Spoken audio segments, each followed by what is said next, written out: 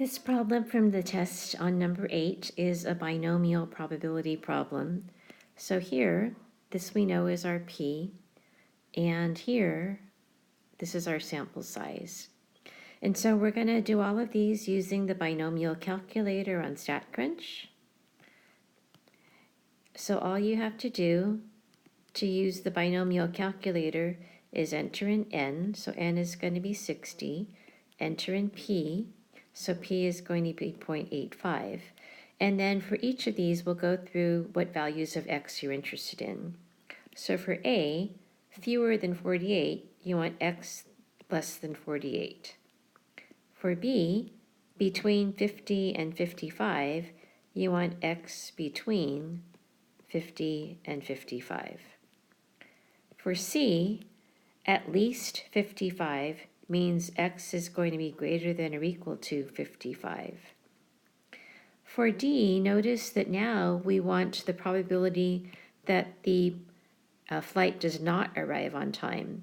So if the probability that it arrives on time is 85%, for D, the probability that it does not arrive on time is 0.85. Scratch that. Sorry, 0.15, because if this is the on-time probability, that means this is the not on-time probability. So for D, you're going to use this value for P. Again, your sample size is still 60, and more than 15 is 8x is greater than 15.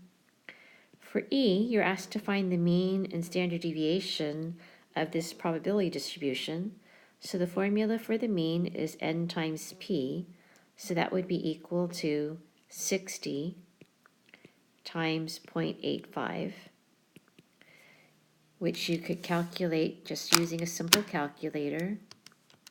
So that comes out to be 51. The standard error is equal to the square root of n times p times 1 minus p.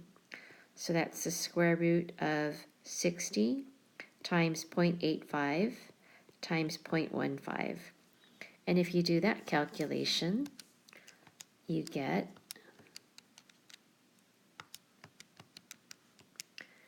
about 2.76 or 2.77. On F, it says based on your answer to E, so we're supposed to use the mean and the standard deviation. We want to complete the sentence. It would be surprising if more than blank flights arrived on time in a sample of 60 flights. So remember, something is surprising if it's more than 2 standard deviations from your mean. So if your mean is 51, if you go out 2 standard deviations, anything greater than that number is going to be surprising. So that number is 51 plus 2 times 2.77. So 51 plus 2 times 2.77 equals about 56. So we would be surprised if more than 56 flights arrived on time. So that's problem 8 from the test.